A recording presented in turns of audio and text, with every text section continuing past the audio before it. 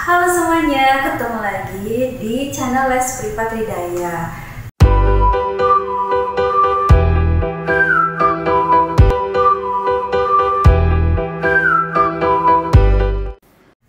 Sesuai dengan janji aku kemarin kan aku udah kemarin sih di video sebelumnya aku udah pernah bilang kalau aku bakal bahas satu lagi materi di pembahasan membaca sastra dan sastra, yaitu tentang paragraf. Nah, sebelumnya kita udah bahas tentang makna kata dalam bahasa Indonesia, dan sekarang kita akan coba bahas tentang paragraf kayak gitu ya. Buat teman-teman yang udah nonton video sebelumnya, kita lanjut lagi ke materi ini ya. Stay tune terus. Oke. Nah, kenapa sih kita harus belajar paragraf? Karena kan kalau membaca sastra dan sastra, kami kita udah jelasin kalau kita akan selalu membaca satu karya atau kayak kemarin prosa, drama, puisi, berbagai genre teks gitu ya.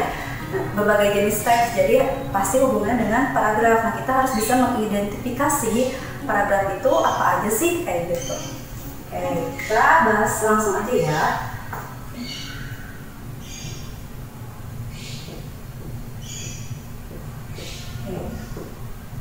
Nah, paragraf itu kalau secara secara materinya aku akan menjadi 3 bagian. Yang pertama, kayaknya aku harus ganti ini dulu deh, dari segala bentuk ya, biar nggak terlalu tipis. Oke, kita akan bagi menjadi 3 bagian. Itu kelihatan kan, benar kelihatan ya. Yang pertama itu adalah definisi dari paragraf itu sendiri. Jadi paragraf adalah kumpulan kalimat utama dan beberapa kalimat penjelas yang saling berhubungan gitu ya. Jadi keywordnya kalau kita kenal paragraf pasti ada yang namanya kalimat utama dan kalimat penjelas. Oke, nanti kita tulis ya. Ada yang disebut dengan kalimat utama, ada yang disebut dengan kalimat penjelas.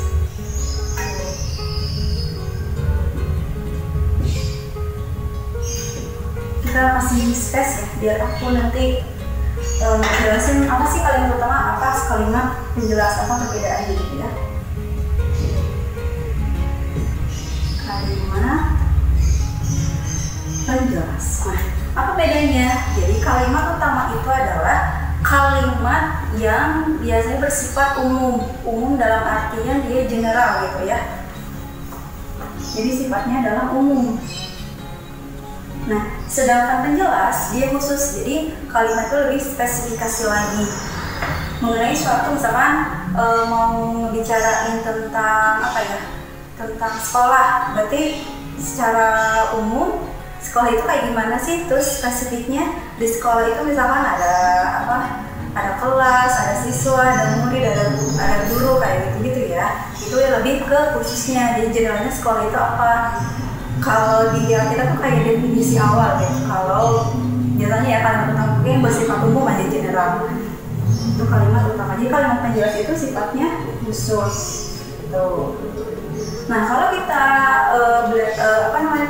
berhubungan sama kalimat utama sama kalimat penjelas, ada yang disebut dengan gasut atau ide pokok. Gagasan utama, aku suka nulisnya gasut ya, gagasan utama. Nah, selanjutnya berarti ada gasut atau ide pokok gitu. Oke. Nah, gasut atau ide pokok ini selalu ada di kalimat utama. Jadi relatednya atau hubungannya adalah ke kalimat utama gitu. Kesini ya. Nah, gitu. Sorry. Gitu ya. Jadi kalau misalkan tentukan gagasan utama dari paragraf tersebut, berarti kita harus tahu dulu letak kalimat utamanya di mana. Nah, berkaitan dengan letak kalimat utama, paragraf itu dibedakan menjadi 3 bagian. Maksudnya 3 jenis paragraf berdasarkan letak kalimat utamanya. Ya, kita tulis aja ya di sini ya.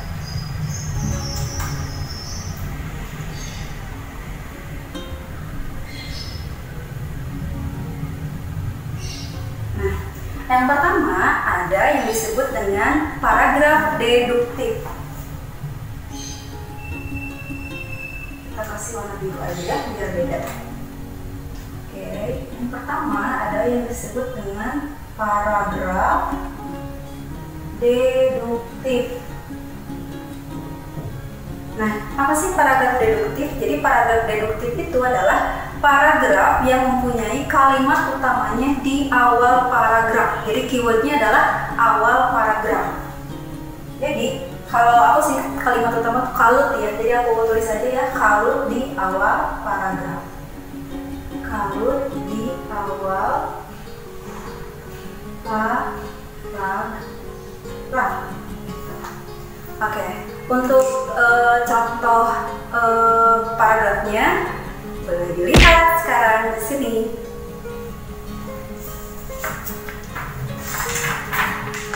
Kebacain ya. Internet sangat bermanfaat bagi manusia. Dengan kebebasan mengakses jaringan internet, kita dapat mudah mengetahui berbagai informasi di belahan dunia manapun. Di samping menjadikannya media informasi, internet juga digunakan sebagai alat komunikasi bagi sebagian orang yang menggunakan aplikasi sosial media. Banyak hal yang ternyata bisa dijangkau hanya dengan sekali klik menggunakan jasa internet, sehingga masyarakat pun sangat terbantu dengan kemudahan ini. Jadi, kalau kita lihat ya dalam paragrafnya, di situ kalimat utamanya ada di awal paragraf, yaitu internet sangat bermanfaat bagi manusia. Itu kenapa disebutkan kalimat utamanya? Karena itu bersifat umum gitu, general. Berarti kan manfaat internet gitu. Terus ke bawahnya dijelasin lagi sama kalimat penjelasnya, yaitu yang kalimat penjelasan yang bersifat khusus. Khususnya itu apa? Manfaatnya buat manusia apa tadi disebutin. Terus informasi yang kita dapat tuh apa aja dari internet kayak gitu. Jadi lebih khusus lagi manfaatnya apa itu bersifat khusus, maka disebut dengan kalimat penjelasnya. Nah, karena kalimat utamanya di awal, jadi biasanya untuk paragraf deduktif ini kita bisa sebut dengan pola umum khusus gitu ya. Karena ini juga cukup, aku hapus sebagian ya.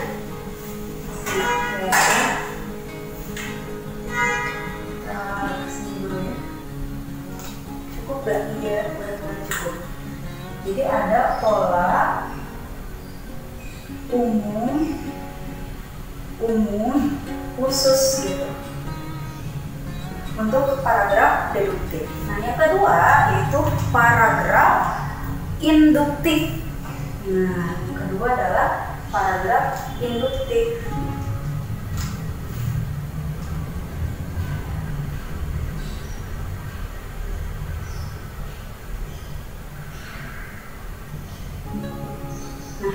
Kalau paragraf induktif itu kebalikan dari deduktif, berarti kalimat utamanya ada di mana?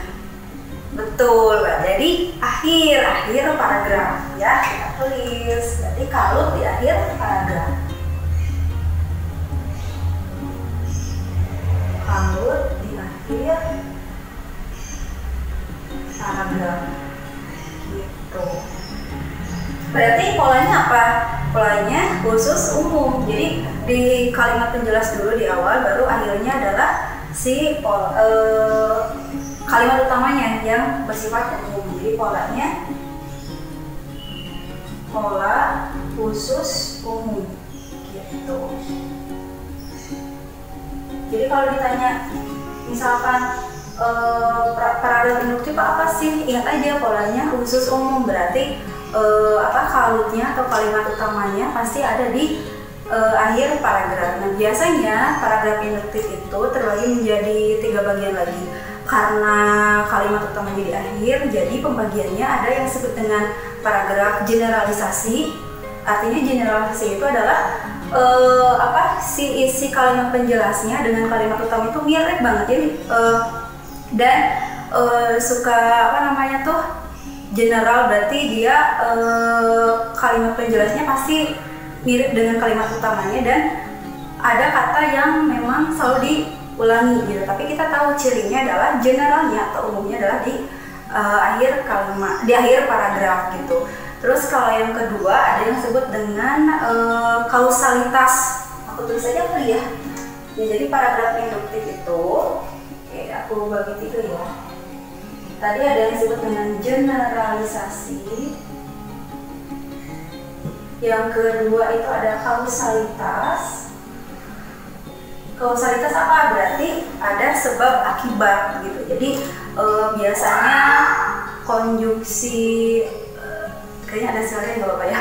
Kayaknya konjungsi yang suka dikasih di akhir paragraf itu misalkan oleh karena itu, sebab itu, jadi, nah kayak gitu ya. Jadi suka ada kesimpulannya, ada konjungsi sebab akibatnya gitu. Terus yang ketiga adalah itu analogi. Nah, paragraf analogi.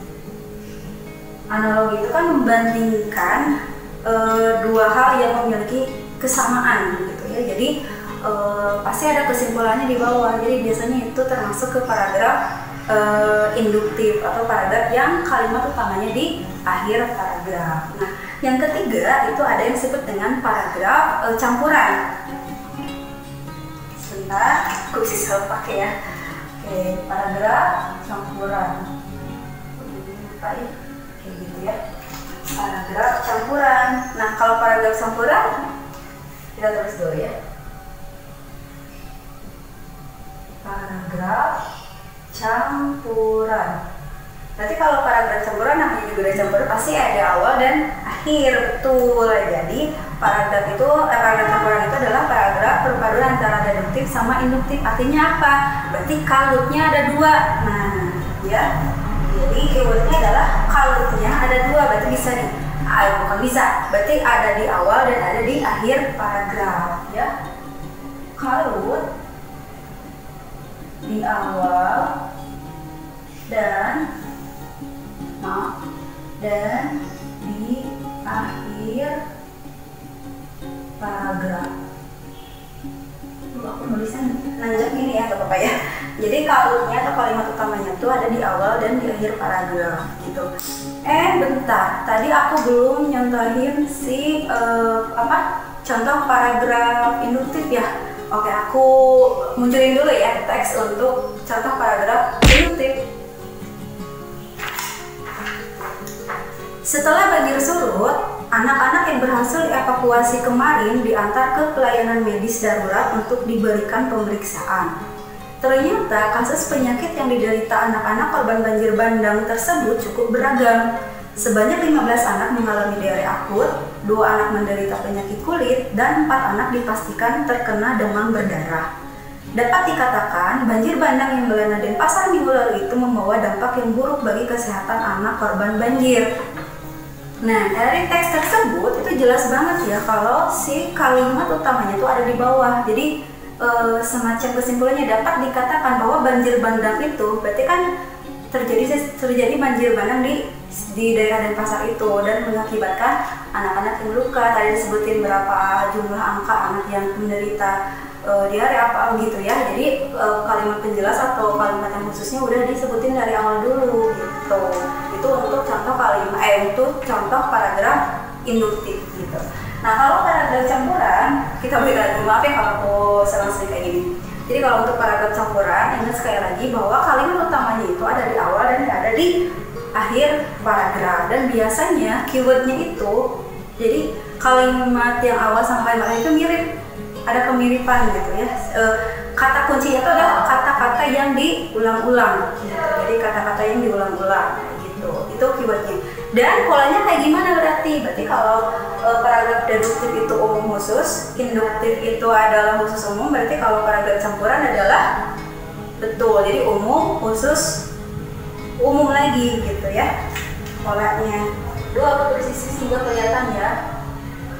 Polanya berarti umum, khusus, umum gitu. Oke, aku kasih lagi contoh teksnya ini. Media sosial saat ini semakin menjadi primadona bagi kalangan pencinta publikasi. Itu udah umum ya, karena media sosial saat ini semakin menjadi primadona bagi kalangan pecinta publikasi. Terus kalimat khususnya, hampir setiap detik media sosial menjadi kebutuhan sebagian besar masyarakat Indonesia yang gemar online di depan komputer. Hal ini dimanfaatkan sebagian orang untuk berinteraksi dengan kawan lama atau kawan baru mereka. Terus terakhir kalimat umum lagi nih, kecanggihan inilah yang mengakibatkan media sosial digandrungi oleh masyarakat Indonesia. Jadi keywordnya, kata yang diulangnya adalah media sosial yang saat ini digandrungi oleh masyarakat Indonesia, dan di atasnya adalah media sosial menjadi primadona, artinya memang sangat banyak digunakan gitu kan media sosialnya. Jadi itu terlihat kalau kalimat utamanya ada dua, di awal dan di akhir. Itu untuk jenis paragraf berdasarkan letak kalimat utamanya. Dan lagi-lagi kalau ingat gasut atau gagasan utama ide pokoknya berarti ada di kalimat utamanya gitu. Kalau nyari ide pokoknya, ide pokok itu adalah biasanya kalau kalimat utama itu dia kalimat utuh, mau di awal di akhir sesuai dengan paragrafnya kayak gimana, itu kalimat utuh sampai titik, itu kalimat utama. Kalau ide pokok atau gasut itu adalah kayak dalam satu kalimat utama itu diringkas menjadi inti kalimatnya apa gitu. Misalkan bisa terdiri paling sederhana, kalimat itu kan paling sederhana itu dari subjek plus predikat gitu. Biasanya pokoknya inti kalimat dari kalimat utamanya itu apa. Jadi kalau kalimat utama bisa aja kalimatnya itu merupakan kalimat majemuk gitu kan, yang pakai misalkan kata penghubung apa kayak gitu kan, bisa aja panjang kayak gitu. Jadi kalau nyari gasutnya itu biasanya adalah inti dari kalimat itu sendiri gitu. Itu sebutnya gasut atau ide pokoknya. Kayak kita next ke yang ketiga. Nah, kalau dalam paragraf itu kan tadi kita udah kenal ada yang namanya kalimat utama, kalimat penjelas gitu kan, ada pola umum, khusus, umum kayak gitu. Pasti kita harus tahu isi paragrafnya itu apa kayak gitu kan. Yang ketiga kita akan bahas tentang isi paragrafnya. Isi paragraf gitu. Nah, berdasarkan isi paragraf itu, paragraf juga terbagi menjadi beberapa jenis. Berarti ada jenis paragraf berdasarkan isinya gitu. Kalau di Tridaya kita suka bilangnya ada kunci 3D-nya. Kunci 3D-nya itu adalah depan. Kayak aku tulis ya. Kunci 3D-nya itu adalah depan.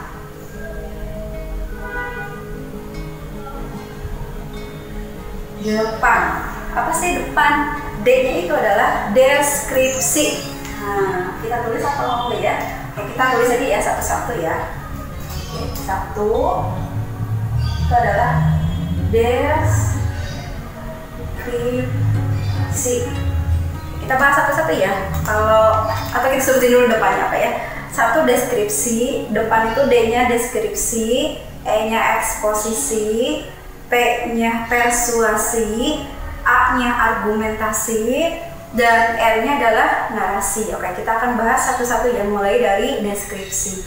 Mungkin kalau deskripsi udah tahu kali ya, karena jenis teksnya lebih sering ketemu kayaknya daripada dengan jenis teks yang lain. Jadi kalau deskripsi itu ya benar-benar menjelaskan atau mendeskripsikan ciri-ciri umum atau pokoknya ciri-ciri mau benda, mau orang, mau tempat, pokoknya kita benar-benar mendeskripsikan apa adanya dia, apa adanya si benda itu, apa adanya tempat itu, dan membuat si pembacanya seolah-olah tahu keadaannya. Makanya di situ menjelaskan ciri-cirinya itu dengan detail kayak gitu. Biasanya ya, jadi misalkan aku punya idola, nah siapa ya, Justin Bieber kayak gitu. Jadi bener-bener gitu ngerinciin Justin Bieber tuh kayak apa, lahir di mana, kenapa suka, pokoknya bener-bener mendeskripsikannya tuh karena kita emang suka gitu, sehingga orang yang baca itu oh Justin Bieber tuh kayak gitu misalkan.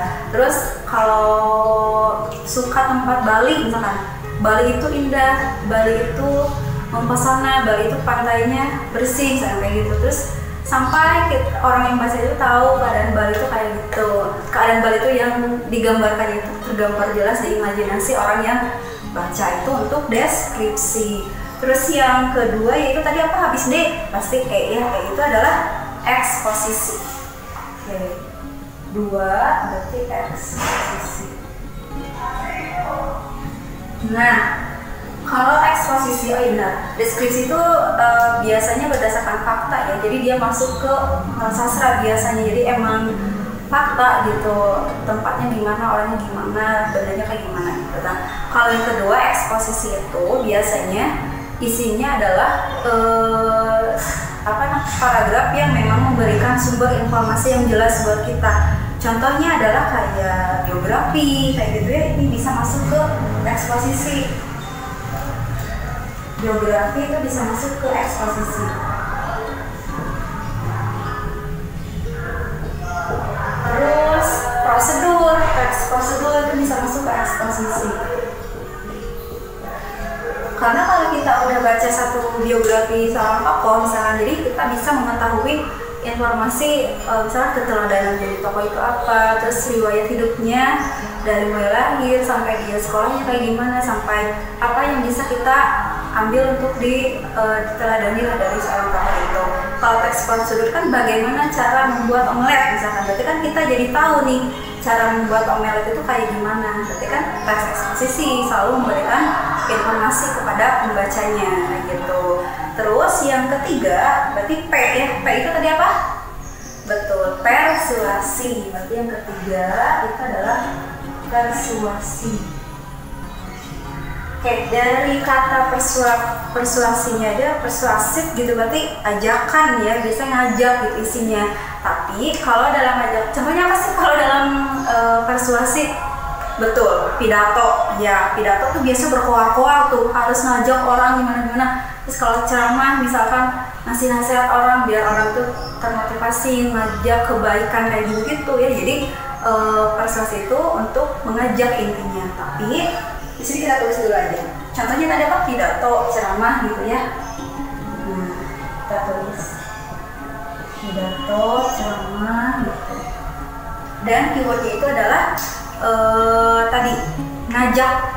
Tapi biasanya kalau struktural pidato sama ceramah biasanya kan gak langsung ngajak ya. Biasanya ngajak itu di akhir-akhir setelah si pembicara atau orang yang pidato, orang penceramah itu membeberkan fakta-fakta atau yang penceramah itu dalil-dalil apa gitu, Quran yang dikeluarkannya apa. Jadi melakukan fakta-faktanya dulu untuk apa? Untuk memotivasi orang yang mendengarkan atau orang yang membaca teksnya itu adalah pas di akhir ada ajakannya, oh iya ternyata harus kayak gini loh, harus kayak gitu loh. Jadi sesuai dengan fakta yang diucapkannya terlebih dahulu gitu. Itu persuasi. Jadi bukan hanya sekedar ngajak, tapi benar-benar faktanya apa nih kalau kita motivasinya buat terajak itu apa. Jadi harus ada ya. Nah yang keempat berarti argumentasi ya. Argumentasi. Kalau argumentasi itu dari namanya argumen, berarti kan ada pendapat. Nah biasanya tapi gini, boleh teksnya itu argumentasi, boleh isinya tentang pendapat-pendapat, tapi harus diiringi dengan fakta juga. Bukan sekedar fakta, tapi informasi yang lain juga. Kenapa? Karena kita nggak bisa berpendapat kalau kita nggak punya informasi awal dulu gitu kan. Misalkan ada sekarang harga BBM naik, itu kan faktanya. Terus kita beropini kalau harga BBM naik kan harusnya misalkan harga kebutuhan ekonomi lain gak usah ikutan naik gitu kan, udah mah BBM naik terus harga ekonomi lain juga naik gitu kan. Itu pendapat gitu, jadi harus ada informasi yang mengiring dulu untuk memberikan opininya kayak gitu. Jadi nggak semuanya teks argumentasi itu pendapat semua, enggak, tapi harus ada informasi sumbernya yang membuat kita akhirnya ada opini itu gitu. Jadi nggak sekedar opini ya, kayak tadi yang persuasi, jadi nggak cuma ajakan aja tapi harus ada fakta-faktanya juga kayak gitu. Sama argumentasi juga, jadi nggak hanya pendapat isinya nggak gitu, tapi harus ada informasi awalnya yang harus apa yang buat kita beropini ya kayak gitu. Yang terakhir berarti nomor 5 N, berarti apa? Narasi ya, betul. Nah biasanya narasi ini bisa kalau untuk yang deskripsi, terus eksposisi, persuasi, deskripsi sama eksposisi bisa masuk ke non sastra ya, karena persuasi juga sama argumentasi juga bisa masuk ke sastra karena emang ada fakta-faktanya gitu ya. Tapi kalau narasi itu bisa masuk keduanya, bisa sastra ataupun non sastra. Kenapa? Karena contoh narasi itu dia bisa berupa fakta atau bisa karya yang dibuat-buat gitu, imajinatif. Contohnya kayak kemarin aku udah sebutin kayak cerpen, novel kayak gitu ya. Ini termasuk ke sastranya. Cerpen, novel, fabel gitu. Terus kalau non sastranya apa? Kayak kita nulis diary, terus itu kan menuangkan pengalaman sendiri gitu ya. Kalau di dalam bahasa Inggris kita suka sebutnya recount text ya. Kalau di dalam bahasa Indonesia apa ya disebutnya? Pokoknya pengalaman sendiri gitu, bisa ditulis di sini sebagai narasi. Gitu. Ya, jadi self experience gitu ya, maksudnya jadi kalau narasi itu jadi boleh fakta, boleh buatan kayak gitu. Kalau fakta berarti kan apa yang kita rasain, kita tuangin di diary kita, apa yang kita rasain hari ini atau seminggu yang lalu. Jadi curhat-curhatan itu termasuknya ke karangan narasi gitu ya. Kalau narasi itu jadi apa ya, bentuknya itu bisa fiktif atau bisa fakta gitu. Dan kalau cerpen, novel, gendel, fabel kayak gitu udah jelas kayak itu dibuatkan untuk menghibur pembacanya juga, biar kita ketawa-ketawa. Karena kalau di fabel kan kita nyeritain tentang hewan nih yang bisa bersosialisasi dengan hewan lainnya, bisa seolah-olah mereka ngomong satu sama lain. Itu kan buat kita ketawa gitu kan, menghibur, tapi ada intinya, ada amanatnya apa yang bisa kita ambil juga. Jadi tetap dari setiap karya yang kita tulis atau dari setiap isi paragraf yang ada itu kita bisa ambil informasi apa yang bisa kita dapatkan dari situ gitu. Nah kalau untuk paragraf sebenarnya udah sampai sini aja. Jadi pembagian paragraf itu cukup dari 3 bagian ini. Yang pertama ada definisinya, itu paragraf itu ada kalimat utama, harus ada kalimat utama dan kalimat penjelas, itu paragraf ya, itu wajib. Terus di kalimat utama itu ada ide pokok atau gagasan utama, aku bilangnya gasul. Nah berdasarkan kalimat utamanya gitu, ada 3 paragraf deduktif, induktif, sama campuran. Dan sesuai isi paragrafnya itu ada 5 paragraf, kita singkat readingnya dari depan: deskripsi, eksposisi, persuasi, argumentasi, dan narasi. Jadi semoga teman-teman yang udah nonton video ini bisa belajar tentang paragrafnya dalam bahasa Indonesia, dan semoga aku juga bisa lebih baik lagi ya untuk cari materi yang lainnya lagi untuk bahasa Indonesianya. Oke, sampai sini dulu untuk videonya. Berarti janji aku udah lunas ya. Semoga nanti di lain kesempatan kita bisa ketemu lagi. Dan lagi-lagi kalau yang suka video ini tolong like-nya. Terus kalau mau misalkan Kak tadi ada materinya, ada yang salah dikit, atau Kak aku mau materi ini, boleh di komen aja yang banyak di bawah. Terus jangan lupa sekali lagi di subscribe dan diaktifkan notif lonceng cintanya, asik, notif lonceng cinta, biar